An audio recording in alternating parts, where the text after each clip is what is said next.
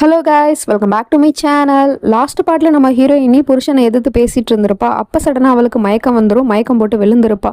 என்னாச்சோ ஏதாச்சோன்னு பார்த்தா தன்னோட வீட்டில் பொண்டாட்டியை படுக்க வச்சிருக்கான். இவன் அவளோட வயிற்றுல காதை வச்சு கேட்டுக்கிட்டு இருக்கான். அப்போ தான் அவள் சடனாக முழிக்கிறா.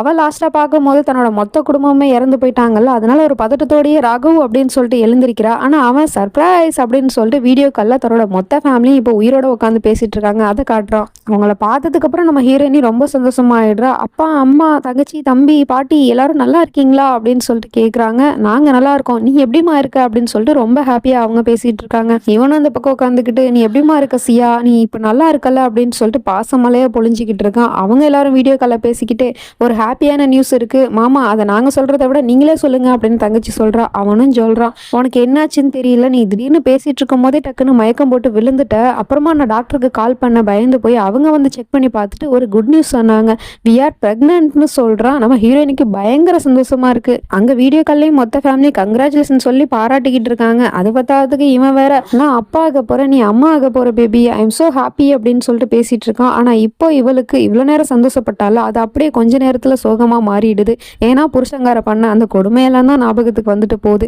இவன் கூட வாழ்றதே பெரிய போராட்டமா இருக்கு. இவன் கிட்ட இருந்து எப்ப தப்பிப்போம், எப்ப நமக்கு ஒரு விடுதலை கிடைக்கும்னு நினைச்சிட்டு இருக்கும் போது இப்போ எனக்காக ஒரு குழந்தைய கொடுத்துருக்காரு இந்த கடவுள், இது வரமா சாபமா அப்படிங்கிற மாதிரி தன்னோட வயிற்றுல கையை வச்சு இவ வருத்தத்தோட இருக்கா. ஆனா அவன் அந்த பக்கம் ரொம்ப குஷியா இருக்கான். பொண்டாட்டி ஹேக் பண்ணிட்டு ரொம்ப சந்தோஷப்படுறான். அதே சமயம் விராஜ் டோப்ராயோட பொண்ணு தப்பிச்சு வந்தா இல்லையா, அவ நேரா தன்னோட வளர்த்த அப்பா அம்மா வீட்டுக்கு வந்துட்டா. அப்பா, அம்மா, நான் வந்துட்டேன், இப்போ உங்களை பார்த்ததுக்கு அப்புறமா தான் எனக்கு நிம்மதியா இருக்கு, ஐ எம் சோ ஹாப்பி அப்படிங்கிற மாதிரிலாம் பேசிட்டு இருக்கா. ஆனா அவங்க, யார் நீ, நீ எங்களோட பொண்ணே கிடையாது, அப்புறம் நாங்க உன்னோட பேரண்ட்ஸே கிடையாது, அப்புறம் எதுக்காக இங்க வந்த, மரியாதை இந்த வீட்டை விட்டு வெளியே போ அப்படின்னு சொல்லிட்டு அவளை இறக்கமே இல்லாம வீட்டை விட்டு வெளியே தள்ளி கதவை சாத்திடுறாங்க. பாவமா இந்த பொண்ணு அழுதுகிட்டு இருக்கா. அப்பா, அம்மா கதவை திறங்க ப்ளீஸ் அப்படின்னு சொல்லிட்டு. அப்ப அந்த சைக்கோ பயலோட குரல் கேக்குது, யாரும் கதவை திறக்க மாட்டாங்க அப்படிங்கிற மாதிரி. உடனே இவ திரும்பி பாக்குறா. அங்க அவன் ஜம்முன்னு வந்து நின்றுகிட்டு இருக்கான். ஆக்சுவலி என்ன நடந்துச்சுன்னா, கேக்ல இவ அந்த பொடி பண்ணி அந்த டேப்லெட்டை போட்டால அதை இவன் பார்த்துடுறான். பார்த்துட்டு அவ கேக் கொடுக்கும் போது கேக்கு சாப்பிடுற மாதிரியே அவன் முன்னாடி நடிச்சுட்டு அந்த பக்கமா கேக்கை தூக்கி போட்டுடுறான். மயக்கமாகன மாதிரி நடிச்சிருக்கான். அதுதான் நடந்திருக்கு. நீ எவ்வளவுதான் கத்துனாலும் கதறினாலும் அவங்க கதவை திறக்க மாட்டாங்க. ஒன்னு அவங்களோட பொண்ணாவும் ஏத்துக்க மாட்டாங்க. அவங்க இத்தனை நாளா உன்னை வளர்த்ததுக்கான காரணமே ஜஸ்ட் பணம் தான். பணத்துக்காக தான் உன்னை வளர்த்தாங்க. மற்றபடி உண்மையான பாசம்லாம் உன் மேல எதுவுமே கிடையாது. உண்மையான பாசம் வச்சிருக்கான் உன்னோட கண் முன்னாடி தான் இருக்கேன். உன்னோட அப்பன், ஒரிஜினலான அப்பன் நான் தான். ஆனா நீ என்ன உன்னோட அப்பாவாவே ஏத்துக்க மாட்டறல. சரி விடு. ஆனா நீ இப்படி அழுகிறத என்னால பார்த்துட்டு இருக்க முடியல குஷி, ப்ளீஸ் அழுகையை நிறுத்துன்னு சொல்றான். ஆனா அவ படிக்க அழுதுகிட்டு இருக்கா. ஏன்னா இத்தனை நாளா தன்னோட அப்பா அம்மானு இவன் நம்பிட்டு இருந்தவங்க இப்படி ஏமாத்திட்டாங்களே அப்படிங்கிறதுனால அந்த சோகத்தை அவளால தாங்கிக்க முடியல. ப்ளீஸ் குஷி, நீ அழுகாத, நீ அழுகிறத என்னால தாங்கிக்க முடியல. உனக்காக உன் அப்பன் எப்போதும் உன் கூட துணையாவே தான் இருப்பேன். நான் கார்ல வெயிட் பண்றேன் வா அப்படின்னு சொல்லிட்டு அவன் இங்க இருந்து போயிடுறான். அதுக்கப்புறம் இவளும் வேற வழியே இல்லாம அவன் கூட போறா. அப்படி கார்ல போயிட்டு இருக்கும் போது காரை ஸ்டாப் பண்ணுங்க, ஸ்டாப் பண்ணுங்க அப்படின்னு சொல்றா. ஏன், எதுக்கு, என்னாச்சு குஷின்னு கேட்டா எனக்கு பாத்ரூம் வருது அப்படின்னு சொல்றான். சரி ஓகே குஷி, கொஞ்ச நேரத்தில் நம்ம வீடு வந்துடும், அங்கே போய்க்கலாம் அப்படின்னு சொல்கிறான். ஆனால் இப்போ நீங்கள் மட்டும் காரை நிறுத்தலை, அப்புறம் நான் கார்லேயே போயிடுவேன் அப்படின்னு சொல்லிட்டு மிரட்டுறா. சரி சரி ஓகே ஓகே ஒன்றும் பிரச்சனை இல்லை அப்படின்னு சொல்லிட்டு காரை ஒரு இடத்துல ஸ்டாப் பண்ணுறான். இவ காரை விட்டு இறங்கி காப்பாற்றுங்க காப்பாற்றுங்கன்னு கத்துறா. அந்த சவுண்டு கேட்டு அங்கே இருக்கிற எல்லா மக்களும் கூடிடுறாங்க. என்னாச்சுமான்னு கேட்டால் அவன் என்ன கிட்னாப் பண்ணுறான் அப்படின்னு சொல்லிடுறா. பொய் சொல்லிடுறா.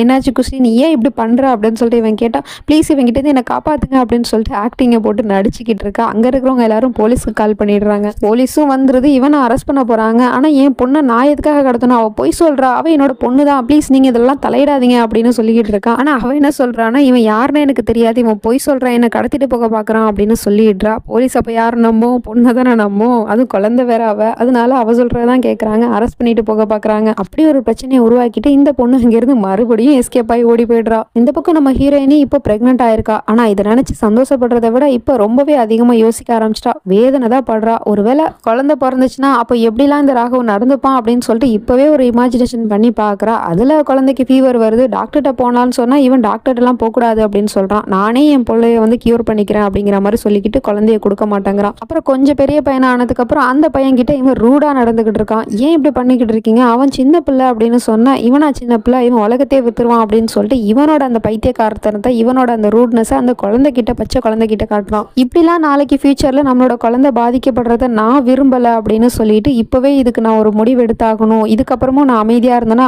என்ன பாதிக்கிறத விட என்னோட குழந்தைய தான் அது பாதிக்கும். இவனோட பைத்தியக்காரத்தனத்தினால என்னோட குழந்தை பாதிக்கப்படக்கூடாதுன்னு யோசிச்சுட்டு டக்குன்னு ஃபோன் பண்றா. யாருக்குன்னா போலீஸ்க்கு கால் பண்ணி எல்லா விஷயத்தையும் சொல்லிடுறான். இவன் ஒரு சைக்கோ பையன், இவன் பண்ற டார்ச்சர் எல்லாம் கொடுமையெல்லாம் சொல்லிடலாம் அப்படின்னு சொல்லிட்டு கால் பண்றா. அதுக்கப்புறம் யோசிச்சுட்டு இல்ல வேணாம், போலீஸ்க்கு கால் பண்ண வேணாம், ஏன்னா போலீஸே அவனோட ஆளு தானே, அதனால இவ போலீஸ்க்கு கால் பண்ணல, ஸ்டாப் பண்ணிடுறா. சரி அப்பாக்கு கால் பண்ணி இந்த விஷயத்த சொல்லலான்னு பார்த்தா கண்டிப்பா அப்பா நம்ப மாட்டாரு. ஏன்னா மருமகனை அப்படி நம்புறாரு, தன்னோட பையன் மாதிரி நினைச்சுக்கிட்டு இருக்காரு. அதனால நம்புறதுக்கு வாய்ப்பு கிடையாது. இப்ப என்னதான் பண்றது அப்படின்னு சொல்லிட்டு இவ யோசிச்சுட்டு கடைசியா அவ என்ன முடிவுக்கு வந்துட்டானா, புருஷனே கொலை பண்ணலாம் அப்படிங்கிற ஒரு முடிவுக்கு வந்துட்டா. அங்க இருக்கிற ஒரு கத்தியை கையில எடுத்துக்கிட்டு அப்படியே அவனை நெருங்கி போயிட்டு இருக்கா. அவனும் அந்த பக்கம் ஃபோன் பேசிட்டு இருக்கான் கேஷுவலா. அப்படி அவனை ஒவ்வொரு அடி நெருங்கி போயிட்டு இருக்கும் போது அவன் பண்ண கொடுமையெல்லாம் தான் கண்ணு முன்னாடி வந்துட்டு போகுது. வேற வழியே இல்லை, நம்மளோட குழந்தைய காப்பாற்றணும்னா இவனை கொன்னாதான் முடியும் அது அப்படின்னு முடிவு எடுத்துட்டு தான் அவனை குத்த போறா. அப்போ இவன் கண்ணாடியில பார்த்துடுறான், பொண்டாட்டி பின்னாடி கத்தி எடுத்துட்டு வர்றது தெரிஞ்சிடுச்சு. இருந்தாலும் தடுக்கல, அவளை எதுவும் பண்ணல, அப்படியே தான் நின்று பார்த்துக்கிட்டு இருக்கான். அவ அப்படி என்னதான் பண்றா, நம்மள உண்மையிலே குத்த வராளா அப்படின்னு சொல்லிட்டு இந்த இடத்துலயும் ஒரு காதல் டெஸ்டிங்கை தான் பண்றான். அவளும் குத்த வருவான்னு பார்த்தா சடனா என்ன நினைச்சான்னு தெரியல, கத்தியை கீழே போட்டுட்டு அப்படியே நின்றுடுறா. இவனுக்கு ஒன்றும் புரியல. இருந்தாலும் கேஷுவலா திரும்பி பார்த்துட்டு நீ இப்போ என்ன பண்ண பார்த்த அப்படின்னு சொல்லிட்டு கேட்குறான். ஆனால் அவள் வாயை திறக்க மாட்டேங்கிறா. பதில் சொல்ல உங்ககிட்ட தான் கேட்குறேன், இப்போ நீ என்ன பண்ண பார்த்த அப்படின்னு சொல்லிட்டு கேட்டா நான் உன்னை கொலை பண்ண பார்த்தேன் அப்படின்னு தைரியமாக சொல்லிடுறா. ஆமாம், நான் உன்னை கொலை பண்ண தான் பார்த்தேன், அதுவும் என்னோட குழந்தைக்காக அப்படின்னு சொல்றா. என்னோட குழந்தை இல்லை, நம்மளோட குழந்தைன்னு சொல்லு அப்படின்னு சொன்னா நம்மளோட குழந்தை இல்லை, இது என்னோட குழந்தை மட்டும்தான், இப்போ மட்டும் இல்லை எப்போதும் இது என்னோட குழந்தையா மட்டும்தான் இருக்கும் அப்படின்னு சொல்லிக்கிட்டு இருக்கா.